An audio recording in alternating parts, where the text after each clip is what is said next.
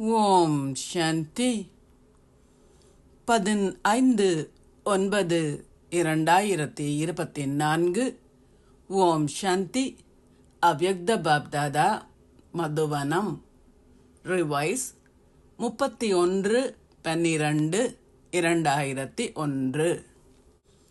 இந்த புது வருடத்தில் நீங்கள் வெற்றியடைவீர்களாக என்ற ஆசீர்வாதத்துடன் தந்தையினுடையதும் உங்களுடையதுமான வெளிப்படுத்தலை அண்மையில் கொண்டு வாருங்கள் என்று புதிய யுகத்தின் படைப்பாளர், புது யுகத்தின் மாஸ்டர் படைப்பாளிகளான தனது குழந்தைகளுடன் புது வருடத்தை கொண்டாட வந்துள்ளார். உலகில் உள்ள எல்லோரும் புது வருடத்தை கொண்டாடுகின்றார்கள். எவ்வாறாயினும் நீங்கள் எல்லோரும் புதிய யுகத்தை உருவாக்குகின்றீர்கள். ஒவ்வொரு குழந்தைக்கும் புதிய யுகத்தின் சந்தோஷம் உள்ளது. புதிய யுகம் வரப்போகின்றது என்பதை நீங்கள் அறிவீர்கள். உலக மக்கள் புது வருடத்தை ஒரு நாள் மட்டுமே கொண்டாடுகின்றார்கள். நீங்கள் எல்லோரும் புதிய யுகத்தை சங்கம யுகம் முழுவதும் கொண்டாடுகின்றீர்கள். புது வருடத்தில் நீங்கள் சந்தோஷமாக கொண்டாடுவதுடன் ஒருவருக்கொருவர் பரிசுகளையும் வழங்குகின்றீர்கள். நீங்கள் என்ன பரிசுகளை கொடுக்கின்றீர்கள்? இந்த பரிசுகள் குறுகிய காலத்திற்கு மட்டுமே ஆகும். புதிய யுகத்தின் படைப்பாளரான தந்தை குழந்தைகளான உங்களுக்கு என்ன பரிசை கொண்டு வந்துள்ளார்? அவர் உங்களுக்கு ஒரு பொன்னான பரிசை, நீங்கள் எல்லோரும் பொன்னாக ஆகுகின்ற சத்திய யுகத்தை கொண்டு வருகின்றார். இதனூடாக நீங்கள் புதியவர்கள் ஆகுகின்றீர்கள்.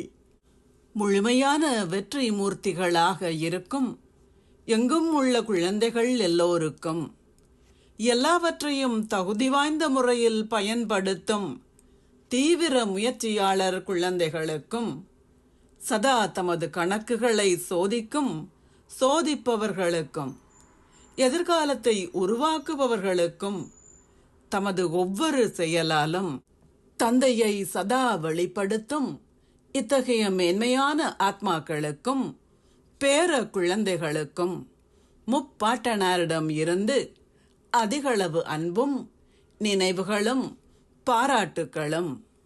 அத்துடன் பாப்தாதாவின் வணக்கம், ஆசீர்வாதம்.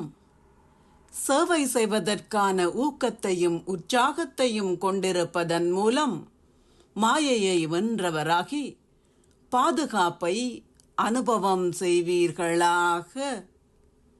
பௌதீகமான சேவை செய்வதுடன் கூடவே ஆன்மீக சேவை செய்வதற்கும் ஓடோடி செல்வதுடன் என்றும் தயாராக இருக்கும் குழந்தைகளுக்கு சேவை செய்வதற்காக அவர்களிடமுள்ள ஊக்கமும் உற்சாகமும் அவர்களின் பாதுகாப்பிற்கான வழிமுறையாகுகின்றன. சேவை செய்வதில் மும்முரமாக ஈடுபட்டிருப்பவர்கள் மாயையிடம் இருந்து பாதுகாக்கப்படுகின்றார்கள். உங்களிடம் நேரம் எதுவும் இல்லை என்பதை மாயை பார்க்கும்போது அவள் போய்விடுகின்றாள். தந்தையிடமும் இந்த சேவையின் மீதும் அன்பு வைத்திருக்கும் குழந்தைகள் தைரியத்தின் ரூபத்தில் மேலதிக உதவிகளை பெற்றுக்கொள்கின்றார்கள். இதனால் அவர்கள் இலகுவாக மாயையை வென்றவர்கள் ஆகுகின்றார்கள். ஸ்லோகம். இந்த ஞானத்தையும் யோகத்தையும் உங்களின் வாழ்க்கையின் சுபாவத்தில் ஒன்றாக ஆக்கிக் கொள்ளுங்கள். உங்களின் பழைய சுபாவம் மாறிவிடும். அறிவித்தல். இன்று மாதத்தின் 3ஆம் ஞாயிற்றுக்கிழமை, உலகத்திற்காக தியானம் செய்யும் யோகா தினம். பிராமண குழந்தைகள் எல்லோரும் ஒன்று கூடி மாலை 6:30 இருந்து 7:30 வரை யோகா தபஸ்யாவில் அமர்ந்திருங்கள். திருப்தி இரத்தினங்களாக சூழலில் குறிப்பாக திருப்தி கதிர்களை பரப்புங்கள்.